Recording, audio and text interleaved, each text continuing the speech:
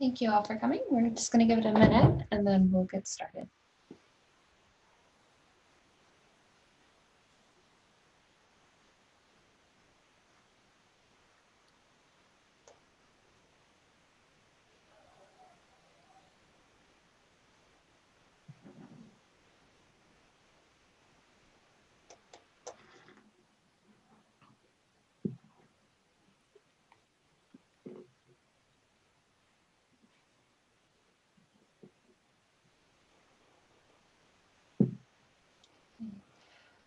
All right, we'll go ahead and get started today. Thank you everyone for joining our panel session today to explore how we can create a better normal for librarians and patrons as we start to look beyond the days of COVID-19. So my name is Becca Shaw. I'm a market research analyst at Sage, and I'll be moderating today's session. To start us off, we have Karen Phillips, our Senior VP for Learning and UK Executive Lead. So she'll share a few words about what we're doing in Sage, and then we'll go forward. Off to you, Karen. Thanks, Becca.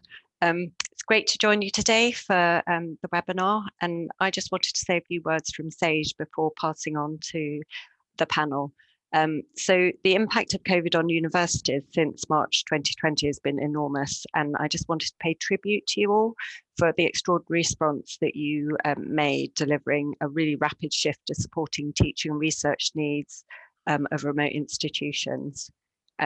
This was only possible because of the changes that libraries were already engaging in before the pandemic, enabling remote access, buying digital resources that support new ways of teaching and learning, and reimagining the library space, to name just a few of the changes over the last decade or so. I imagine that few of us believe that the pace of change is about to slow down, but there is one thing that at Sage we think is really fundamental and that we don't think will change, and that's that libraries and librarians will always be at the heart of the university and critical to the success of higher education institutions and delivering their mission. And at Sage, we want to support librarians through what we feel is going to be accelerated change, to support the library to successfully transform. And as we listen to librarians at events like this, or in our library advisory boards and other meetings, we see three broad areas where we can work closely with you to advance your goals. So first is helping you to support student success and the faculty who are teaching. And this will come from a wide range of materials that we publish that support student learning, products that are designed to support students learning key skills like information literacy, critical thinking, data literacy, and research skills. We want to share our expertise at meeting these needs with those teaching and learning in the social sciences. I want to make sure that our products support new modes of teaching as they evolve and change. So the second area is that we can support you to enable research excellence at your institution. We're determined to maintain the high quality of our journals portfolio and work with you constructively and collaboratively on the move to a more open future. We maintain our particular focus on the social sciences, publishing top societies, and also working with them to argue for increased research funding for social sciences and to increase its impact in informing good public policy to help meet the many social societal challenges that we're all facing. We'll also continue on the research front to develop new tools that support research, such as Sage Research Methods and our Sage Campus online courses. And then finally, the third way we feel that we can really support the library is to remain a trusted partner to the library for the long term. That's really helped by our independence. So our founder, Sarah Miller-McCune, is our majority owner. And in her estate plan, she's arranged to guarantee our continued independence. Our independence helps us to always think long term, whether in relationships that we build with you or in how we preserve the unique value of companies that join Sage, like Adam Matthew Tallis or Lee Library. We also share your objectives to continue to drive forward diversity, equity, and inclusion goals in your institution. And we've got a long history of publishing in areas such as race and ethnic studies, gender studies, and sexuality, and are committed to continue to widen both the diversity of our company and the diversity of the content and scholars that we publish. We're clear about the critical role, this is finally, the critical role that libraries, and in particular librarians, play to the success of the university. And we aim and kind of wish to be strong partners to you, enabling library transformation and success. So with that, I was just going to hand it over to Becca. Thanks, Karen. So I'll take a brief moment to share the research that inspired today's session and then introduce our panelists. So every year we administer an academic libraries trends survey, and we certainly continued in 2020. So one of the main findings from this past time around was from actually one of the very first questions in the survey, where we ask, what are your top 3 concerns about the future of academic libraries? And the first time we asked this question was in 2018. And then when we got the results from fall 2020, it was striking just how similar they were to 2018. The exact same top 4 items were at the top of the list again in 2020. And those were budget cuts, an increase in cost, followed by meeting the needs of a new generation of students, and finally remaining relevant in the digital era. So exact same top 4 before we ever heard of coronavirus and then after. So my read of that it was reinforcing what I was hearing in conversations with librarians, and I'm still hearing that the pandemic hasn't necessarily created new challenges. In fact, librarians were well equipped with the years of acquiring digital resources to help facilitate and support remote learning in that critical moment in March 2020. But rather, the pandemic really exacerbated the existing challenges, the budget cuts and remaining relevant. So as we come out of this period, we need to think about the transition back to campus, but also give our attention to the problems of old and as you said, build back better. So as Karen was saying, we truly believe in the work of librarians in supporting teaching, learning, and research across the campus, and really see you at the heart of the institution. And we hope you'll see us as a trusted partner as we all navigate the path ahead. So sitting in this moment of transition and transformation, what we were hoping to do today was to spark a conversation about what's changed and what we've learned, and how, hopefully as a publisher, we can, support you as you build upon your central role at the university. So to talk through that today, with a global perspective, we have 3 librarians who serve on our library advisory boards. First, we have Shelley Harichuk. She's the chief librarian at the University of Toronto, Mississauga, up north from where I am in Canada. And then we also have Caroline Mulia. She is the head of resource sharing and co-associate dean for collections at the University of Southern California in the US. And then finally, we have Steve Sharp. He's the head of library resources at Sheffield Hallam University in the UK. So, thank you for serving as our panelist. The way we've organized the session today is that I'll pose a question, and each of our 3 panelists will have time to respond, and they can comment on each other's responses. So we'll go through 3 different questions this way, and then we'll have a Q&A session. So please, as questions come to mind, you can enter them in the Q&A, and I'll read them aloud when we get to the Q&A session. We'll also be recording today's session, so that will be available after we've concluded. So let's go ahead and get started with our first question. So we have heard that libraries were forced to adapt and change as a result of the pandemic. Can you describe for us how you were forced to change or adapt as a library last year and even now? And whether these changes you think are temporary or they'll be longer lasting?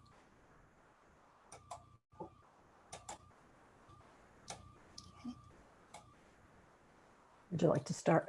Would you like me to start? Sure, Shelley. Okay, I'll dive in here. As most of the other schools, I think we'll probably see a common theme of how we quickly had to, I don't like to necessarily use the word pivot, but we pivoted very quickly in the spring and the same kinds of challenges of services and supports and collections and how we did all of these things online. But I would just give you a little background of our school and some of the things that a theme that I thought I'd put in this, answering this question. The University of Toronto is an in-person school. They never claimed to be an online school, and they're very proud of the fact that what makes the University of Toronto special is the connections they have to students in classes and into labs across the university. So we know quite honestly that we will go back to in-person as much as possible, but we have learned from things we had to do differently in our library in terms of all of the remote work and changing services. But I thought what I talk about when I talk about University of Toronto, Mississauga and our changes is use one overall theme of accessibility, because I think that's where we really, that one area we want to focus on. We had to make significant changes, and a lot of those will be maybe different, but will be more long-standing. University of Toronto Mississauga Library is one of the busiest libraries at the university. Students came to our library. They come to our library en masse. We have a lot of students coming in. And we always were really proud of that, because it allowed, we always said we had so many students, but we always thought we were accessible to the student, that the students were able to get access to the things they needed in our library. That's great when you're in space. And in fact, though, we began to realize that accessibility maybe wasn't as even as it should have been, even when we were in space. And the pandemic really pointed that out to us. So the first thing I want to talk about accessibility is accessibility technology. That was a real challenge for us right from the beginning, because a large part of our population are commuter students. And we have a wide-ranging socioeconomic base in our city, and we have high immigration, multi-generational families in one home, where challenges of access to technology, computers, was a real tough one during the pandemic. So the students had to come on campus before to get access to these things. It wasn't that they just wanted to, they had to. And all of a sudden we were closing up shop and they didn't have access to technology. So one of the main changes we made is we kept open as an essential service throughout most of the pandemic, either in the library or in spaces across campus, to ensure that access to our students was vital. So we had to change that quite quickly, and we had essential people in the library. We know now, moving forward, we will have to provide different types of access to our technology. Perhaps instead of lending laptops to our students who have to then come and get them, we would maybe provide funding to our student services to support a program of buying laptops for students who are unable to do that for themselves. So that's something we're going to think about. What about accessibility in terms of collections, materials, specialized collections? We have heavy reliance on print textbooks, print short-term loan. We have a very robust print short-term loan collection. And we had a lot of physical DVDs that supported our cinema studies and our programs across the campus. That was a real challenge for us. We started a digitization project, which will stay, of digitizing DVDs. We started talking about alternatives to print textbooks, and our short-term loan collection, which was hugely popular and accessible when you came in the library. We're going to assess that moving forward. And finally, access to people. Yes, we did have Ask Chat, and we did have ways to get to reference librarians, but really what we were an in-person library in a lot of ways. They came into the library to talk to us, get reference help. So when we pivoted online, a lot of that will stay with us, and we're going to have to assess our services, how best to provide access across the system, whether we're in person or online.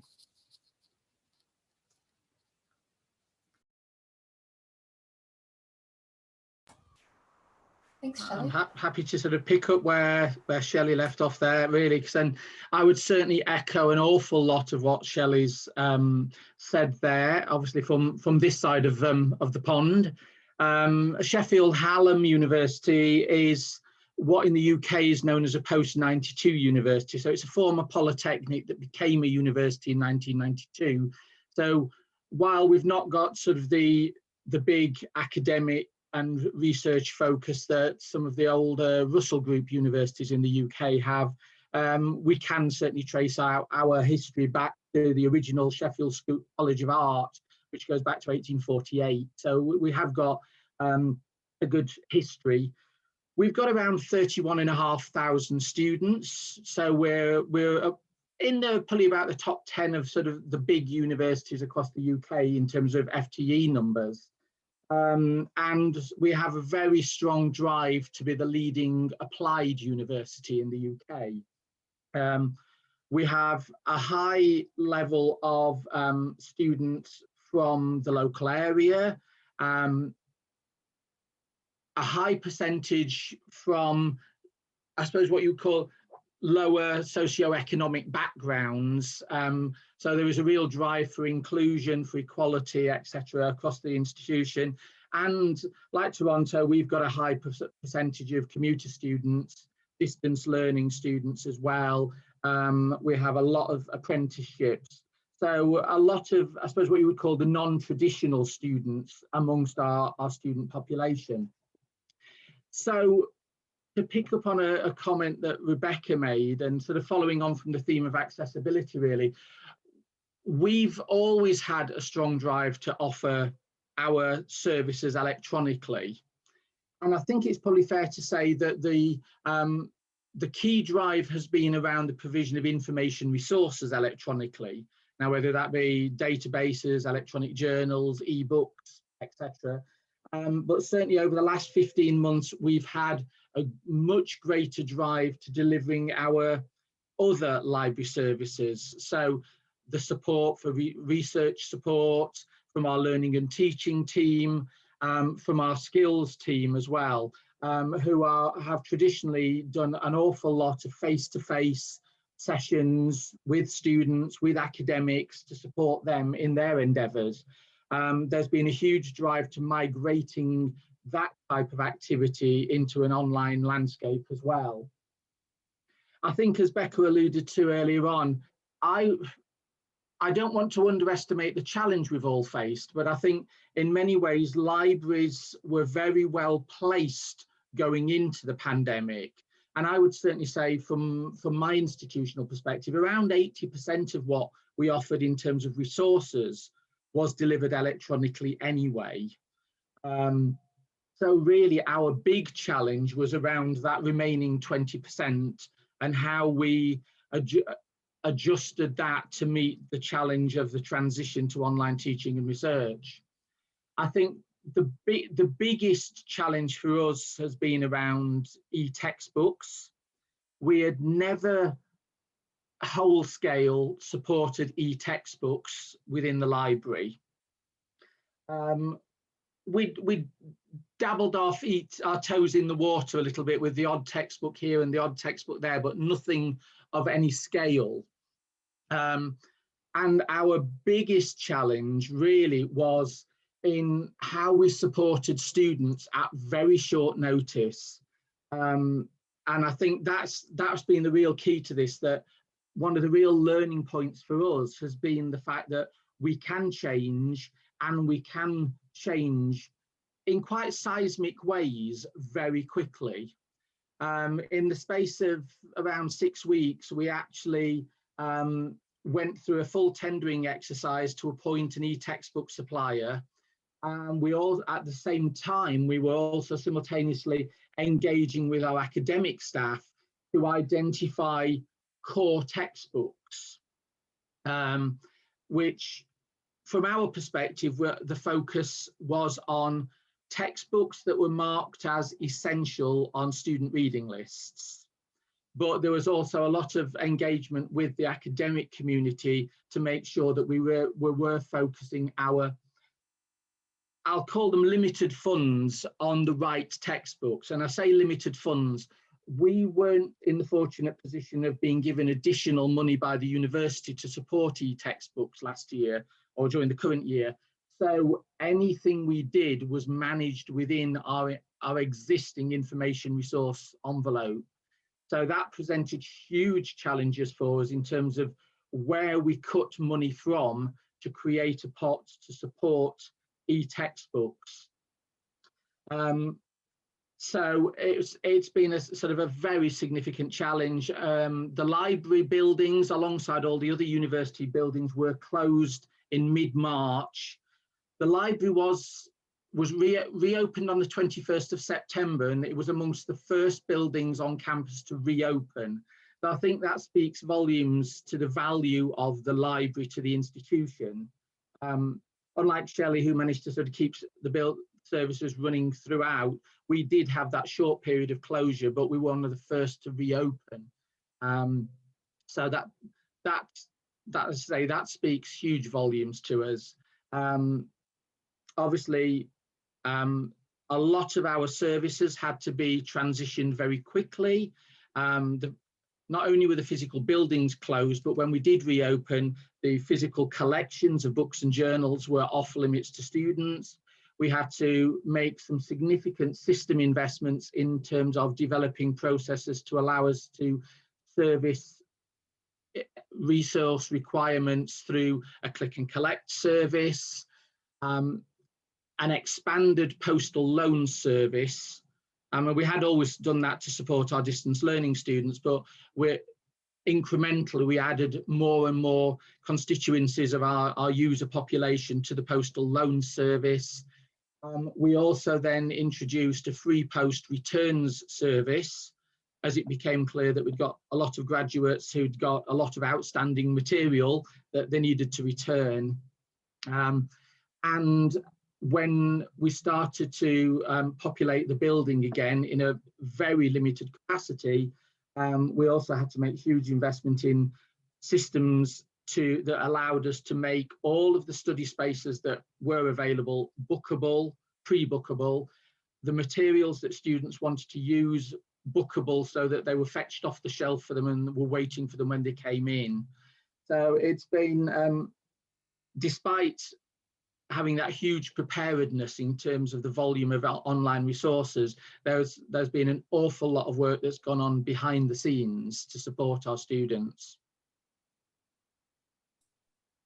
Great, and I'll close us up for this question. Thanks to my co-panelists and also to the participants. I look forward to your questions when this is over. So I'm at the University of Southern California, and with the global pandemic kind of as a forcing function, USC made shifts in all areas of our work, kind of like you're hearing from the co-panelists. In some areas we had to pivot. I use that word a lot, Shelley, sorry. More significantly on kind of our immediate user needs. So I'll just share a couple of examples.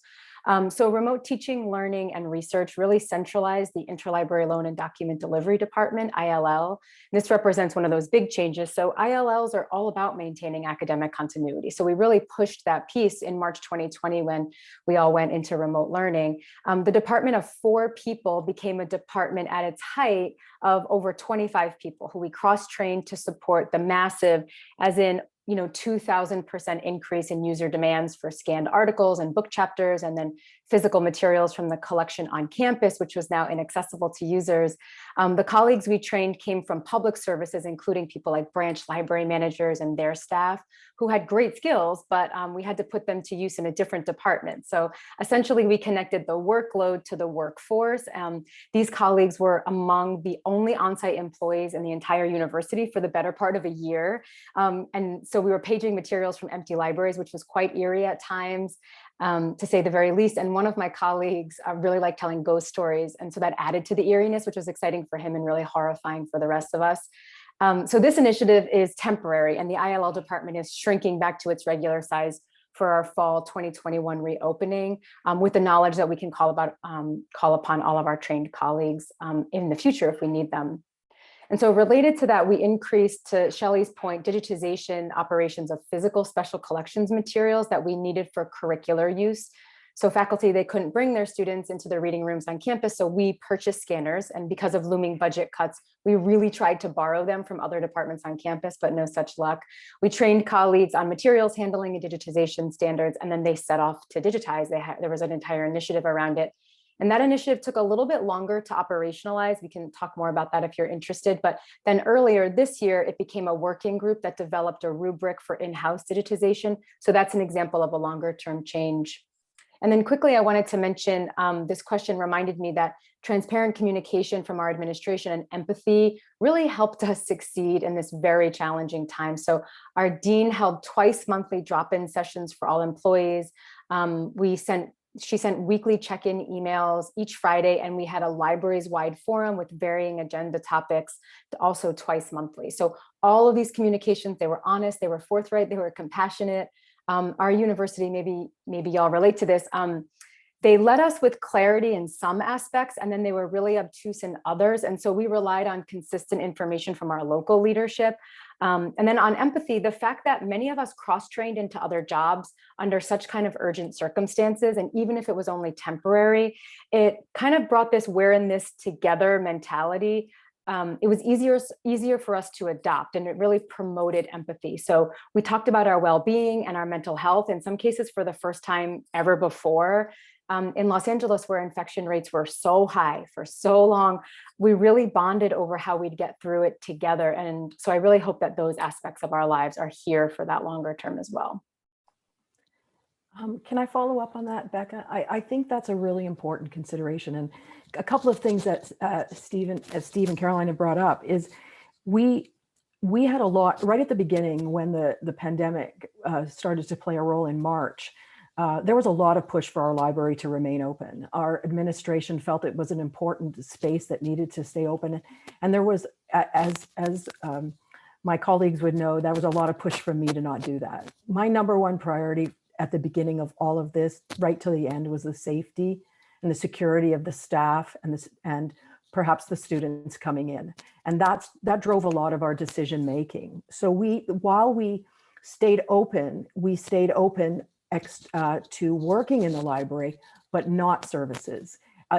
At some points we added curbside and we added bookable spaces, but for long periods of time, it was simply a space to come and use with security guards in place. And then when staff did arrive, they were in the back, not interacting. And that was my biggest priority. But what Caroline finished, which was really so important, one of the things I talk about accessibility is accessibility to each other. Being able to lean on each other. I started staff meetings weekly. We continue to have staff weekly meetings. I have a deputy chief librarian who's amazing. She met on a regular basis weekly with librarians and staff. We had meetings constantly checking in about wellness and are we doing okay?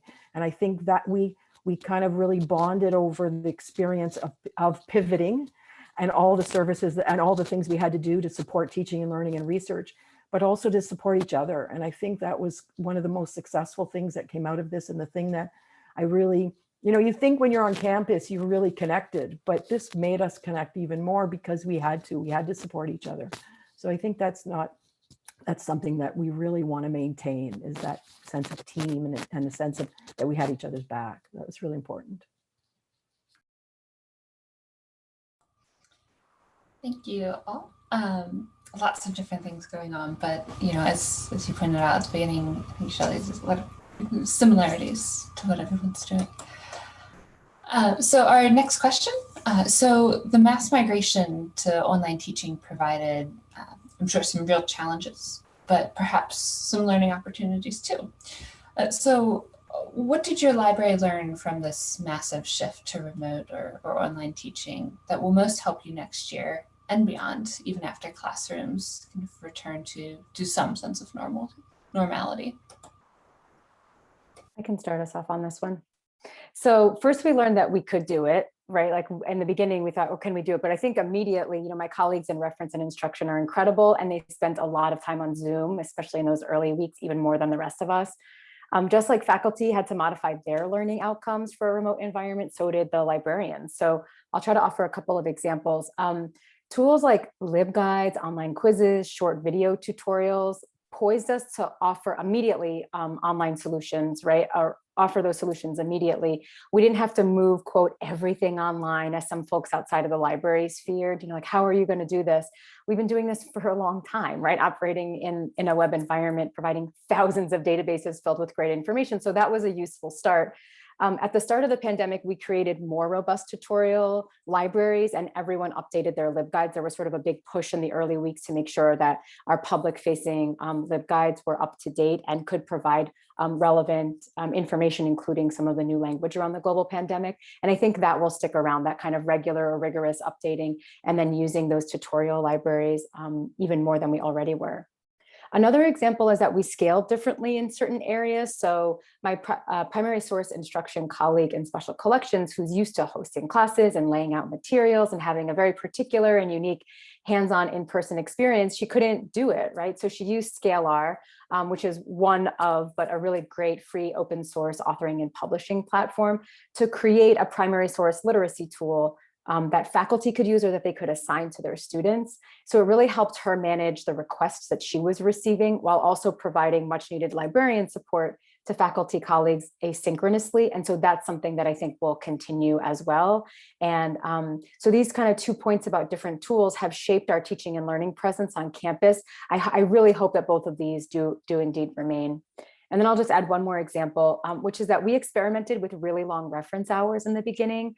USC has one of the biggest international student populations of private universities in the United States. So we are keenly aware of time zone changes, big time zone changes, in fact. So we extended hours into the evening and the early morning Pacific Standard Time, and then we tracked reference interactions. At the university level, they released a plan for classroom schedules. So when professors could hold classes sort of within these hours so that it was optimal for all of the time zones that needed to be accommodated. And so as much as possible, we tried to mirror that. So on this point, we learned that users weren't using chat as much as email reference so that we could reduce the chat hours back to Pacific Standard Time after a little while. But kind of related to that, one of my colleagues also developed a formal exchange with the university in Shanghai, whereby any USC student residing in China, there are a lot, would be granted access to their collections and would be eligible for research and reference support. And then in the meantime, any student currently enrolled at their university and residing in the US, there were a lot, would be granted access to the USC library collections and would be eligible for research and reference support. So that was a short-term agreement ending earlier this year, I think March or April. So I'll be curious in the future if that's an enduring aspect to some of our teaching and learning.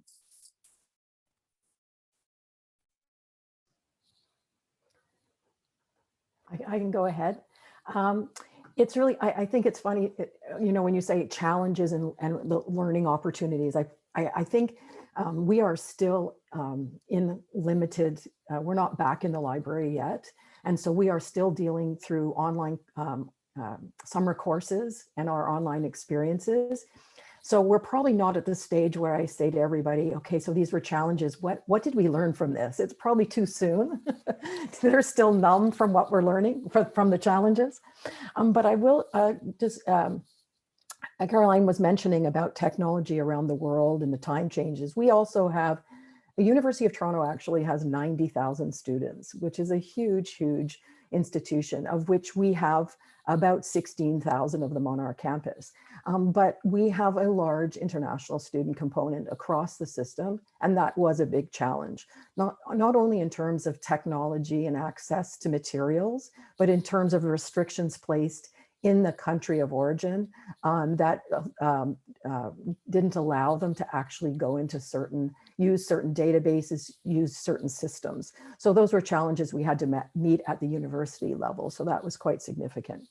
But our challenges for our library is because of our how we do in a couple of different ways.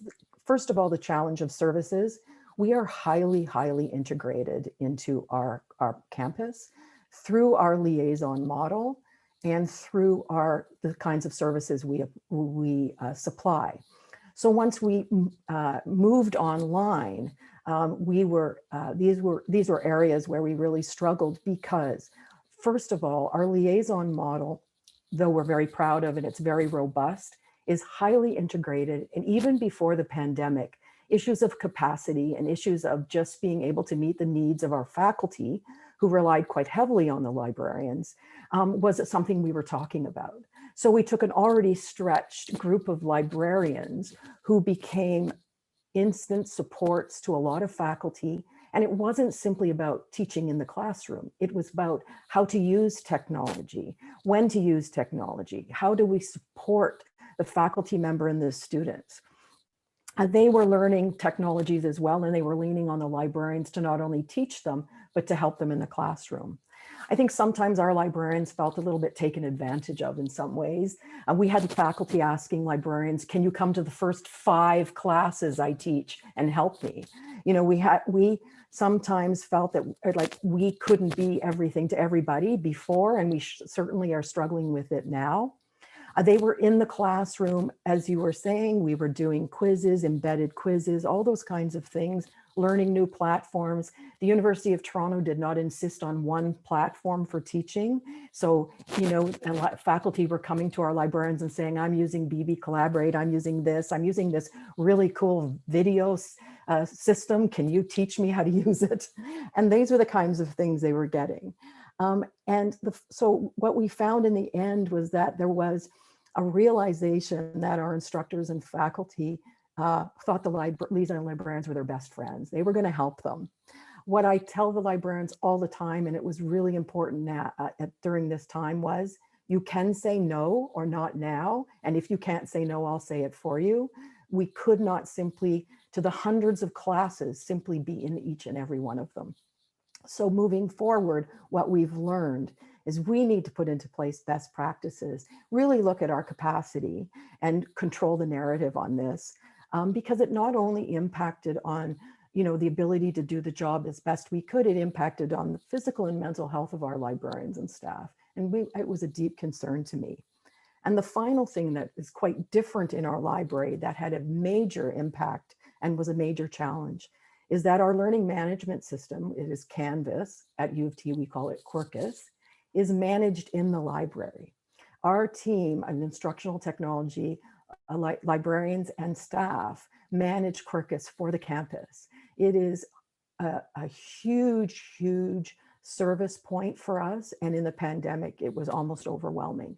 We had to realign staff to support as best we could and support the people doing such an amazing job in the library, supporting all faculty, students, and staff across our campus as best we could. But it was a challenge. And so we need to look at moving forward, you know, what are our best practices in this area? How can we work with our campus team colleagues to better manage this?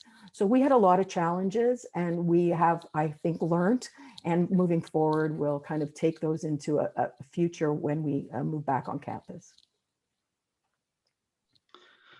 I think following on from that, I don't want to sort of duplicate what others have already said, but I would again echo a lot of what's been said by both Caroline and Shelley. I think sort of just to draw one or two other threads, I mean, now certainly one of the things that we've really learned through this last 15 months or so is the real value of communication. And I mean that both with our students and academic community, but also within the library, within library services as well. I think one of the things that came out very early during sort of the move to working from home was that people actually started making a point of contacting each other and communicating with each other in ways that they probably hadn't done when they were sat at the neighbouring desk in the office, which sounds really bizarre, but when somebody sat at the desk next to you, that you don't feel the imperative to talk to them all of the time because they're always going to be there. But of course, when they're not there, you actually have to make a conscious effort to communicate. And I think that's been a huge value. So we've started to learn a lot about ourselves and how we work. To pick up a point that was made by one of my co-presenters earlier on was we've learned that we have the ability to do some very big things very quickly, and that we should have more confidence in ourselves to do that. I mean, the library environment is one of constant change anyway, but I think a lot of people see that as quite sort of small incremental changes that eventually mount up to becoming big changes. What we've seen over the last 15 months is some really big seismic changes happening very quickly. I think what we've also learned a lot about is our relationship with the academic community. As a library service, we've always tried to have very open communication with our academics, but I think the necessity for them to transition to fully online delivery of teaching and research meant that opened up those channels of communication a lot more. I said earlier that probably around 80% of what we offered was electronic anyway, so we were doing a lot of work around that remaining sort of 20%. But actually that 20% is probably where a lot of this value has come from for us, particularly when the library buildings were closed and there was no access, or the later restricted access to physical materials. I think the conversations with module leaders about the materials on their reading lists, those open conversations about open and honest conversations around, we can't deliver that electronically, is there an electronic alternative we could offer? So that I think we are coming out of this with the library being seen much more as a collaborative partner in developing and delivering teaching and research than it was before.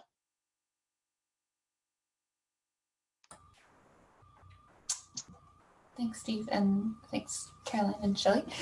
So we've got one more question, and just a reminder that if you have questions that come up, you can drop them in the chat. I saw one directed to Caroline about the open source tool Scalar. So you can have a look at what she responded to there and learn a bit more. But our third question, so libraries, are absolutely crucial component to keeping colleges and universities functional as teaching, learning, and research pivoted to almost exclusively online and remained heavily so throughout the 2021 academic year, and as Shelley said, probably into the fall. So how can libraries maintain and build upon that essential role as we move forward and really past the pandemic?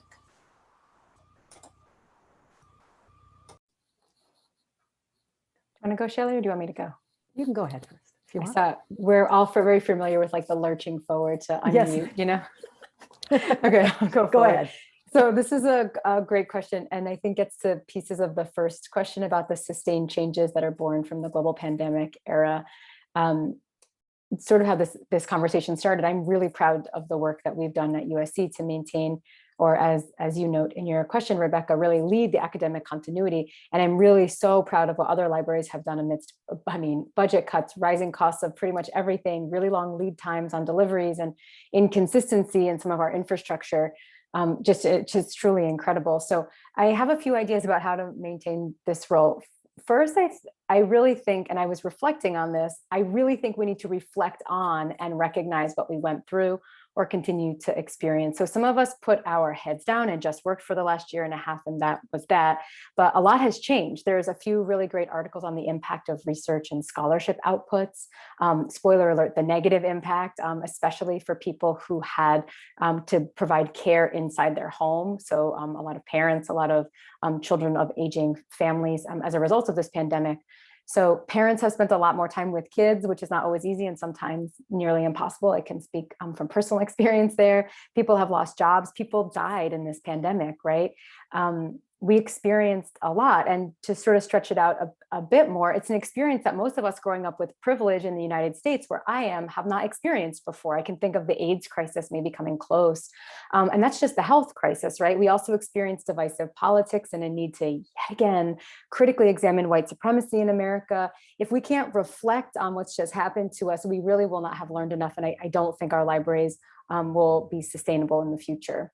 I think related conversations around mental health and well-being are not new on college campuses. So at USC, there are classes that students can take on these topics. So you can get college credit for learning about how to take care of yourself. it's amazing, but it took COVID for that attention to be directed towards employees. So I really yearn for that conversation to be maintained, whether it happened in the libraries among my colleagues or as part of a larger program that includes the libraries.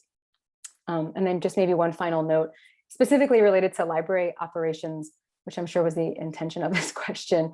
So at USC, we dispelled a lot of really outdated myths held by administrators about librarianship.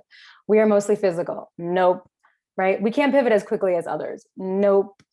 The number, or even what was the other one that I heard? That the libraries are a peripheral service to the university. Nope. Right? I felt like a TikTok video for the number of times that I said, we do that. We've done that for a long time. We also do this other thing. And I think we really have to hold on to that momentum to keep the wins we had in this last year and a half. Fall 2021, we were just talking earlier about our reopenings, but fall 2021 at USC is a full reopening, but it's also hybrid. If that sounds murky, that's because it kind of is right now. Administrators haven't ironed out exactly what that means, especially with so many international students who can't return to in-person classes right now. So my hope is in the libraries, we can continue to prove that we are essential to that teaching and learning and research and to the academic continuity that we really led during the pandemic.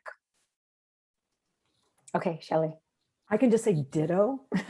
I will follow up because I think that's a really important consideration. And I will recognize the leadership we have on our campus. Our principal is very, very concerned about a post-pandemic realization. Like we can't just simply go back to work and we're all better and everything's fine. We have to mourn. We have to understand that we have suffered trauma through this, and that at the other end we need to look out for each other, and we need to seek out supports, and which we have throughout. This has been I agree totally about this, the importance of mental health supports and helping each other, but also as necessary at the University of Toronto provides extensive employee assistance in this area. And that's really important because we can't all just be okay. We also, one of the things we were mentioning about the return to work in the fall, people are nervous. People are still scared. We still have a pandemic. We are still limited in what we can do in Ontario. So this is not something that we're just going to click a light next Monday and everything's going to be better, and that people are going to feel comfortable to return. We also, looking at operations, we have been fairly lucky in that we have been recognized as an essential part of the team on this campus, and the library plays a leading role in a lot of areas. We have amazing relationships with our team across the campus in terms of student services, the registrar, transition, orientation. We do a lot of these connected things. But what we did during the pandemic is we demonstrated that where they needed us to be, we were there. We stepped up and we did the work. We provided an expertise that faculty and staff often did not have, and they recognized in this that they needed us. And so we want to maintain that reminder that we are part, and we were hugely successful in supporting teaching and learning and research on our campus, and we still continue to do that. That the library, in terms of not even just, online, like people, but in terms of services, in terms of our website, in terms of information, we had a Teach Anywhere site, we had a Learn Anywhere that everyone was using, and it came out of our instructional technology people. So we will continue to assist them in a remote environment. That's not going to go, the heavy reliance will likely not go away. And we will also, I feel my role is to advocate and remind, which I did before and I continue to do so. I speak any place they'll let me. I share data and success stories constantly.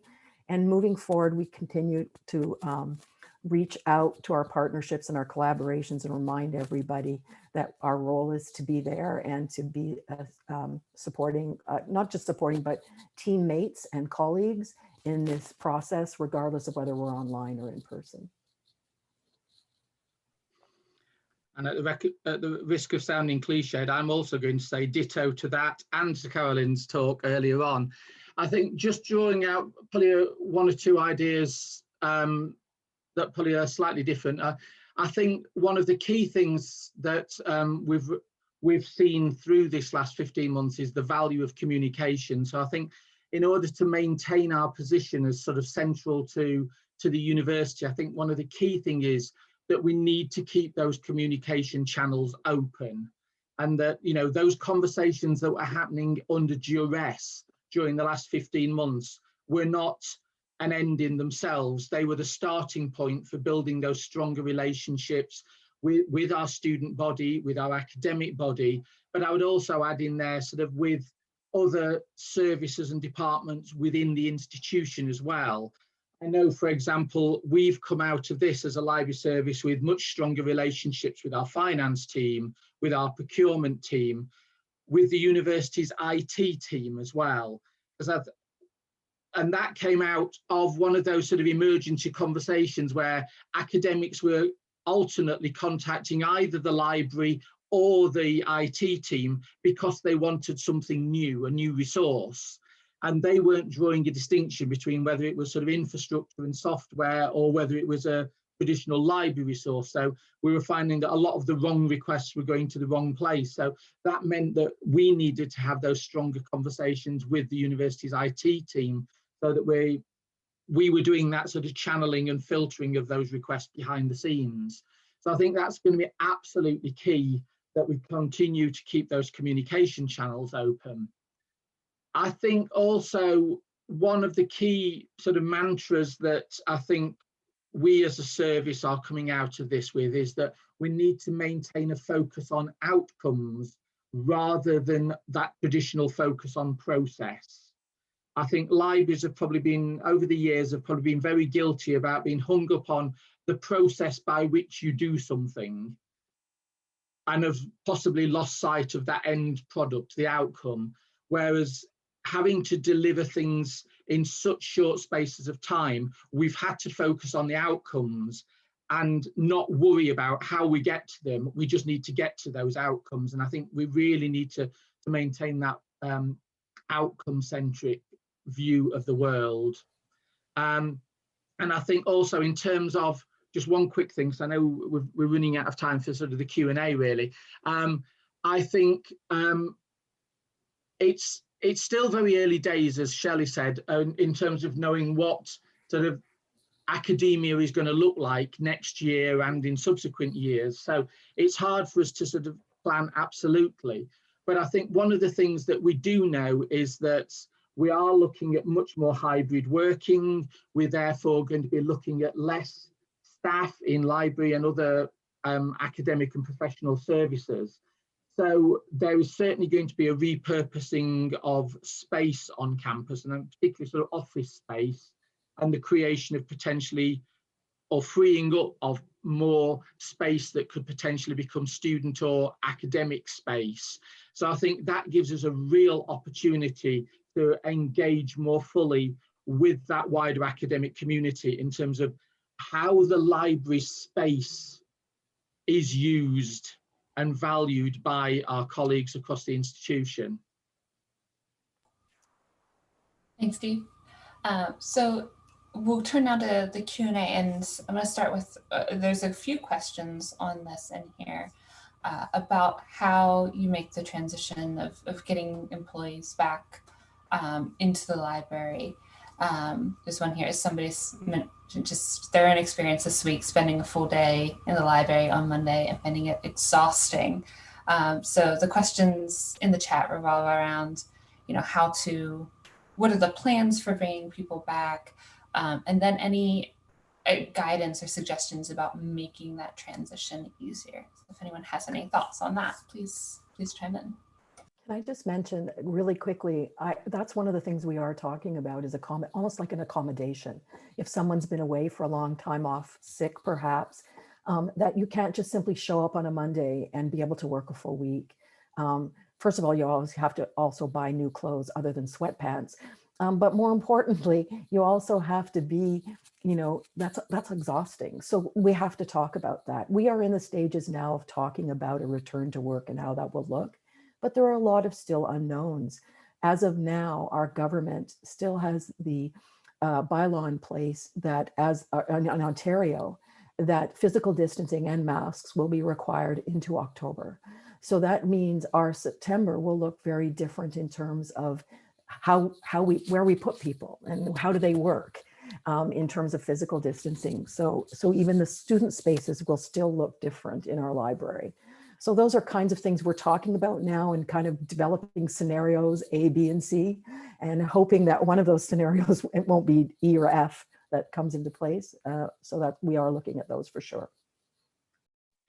At a practical level, for our library, the first stage of this, because we've actually had staff back on site since the 21st of September last year, from the library, specifically from the library resources team. So the first stage for us was conducting a full risk assessment to ensure that the office space was safe and complied with all social distancing measures, etc. And before any members of staff came back on site, they had an individual one-to-one meeting with their line manager to talk through any issues and concerns that they had. Because I think one of the things that we as a management team have been very conscious of is that while on the one hand we have all of the operational needs that we need to be fulfilling, we also have that duty of care to our staff to make sure that we are taking into account all people's personal circumstances as well, whether that be health or otherwise. So all of that happened before anybody came back onto campus. And what we'd done was to identify a core set of tasks that absolutely necessitated staff being back on campus.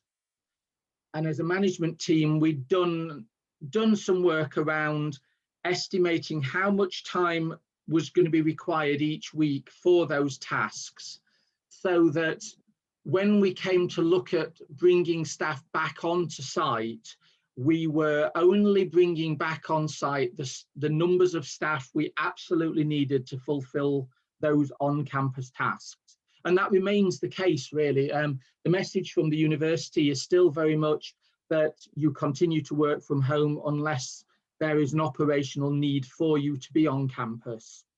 So all of those mitigating factors were put into place so that when managers were having those one-to-one conversations with the staff, they could assure them that both the working environment was safe and that the need for them to be on campus was there, and that they were not simply being required to be back on campus because that was just a general expectation. We have lots of examples at USC, and I was just looking, I figured out how to use the Q&A. So I can just put my email in there, and if anyone has specific questions, maybe because of the timing, you can just email me. But we are planning a full return, so we might be a little farther ahead. Some of what Steve said we're also doing, but I can also give some specific examples that were pretty useful for us, especially for those folks who hadn't been on campus for 15 months and are planning to come back in August. Okay, thank you. So being close to time, we're just gonna wrap things up, and as Caroline said, you can reach out to her directly for some of those things. I just want to take a moment to thank everyone, especially our panelists, for talking us through their experiences today, and hopefully our audience has some even if you don't have all your answers or solutions to all your problems, you at least can feel as if you're in it together. You're not alone on these issues. We're all kind of facing a lot of very similar issues. So it's something that we can get through together. So we'll be sharing a recording, and you should see a survey come through where you can give us some feedback on the webinar and tell us what you'd like to hear about in the future. So with that, I just want to wrap up and say thank you very much, and I hope you all have a wonderful Thursday. Thank you. Bye. Bye.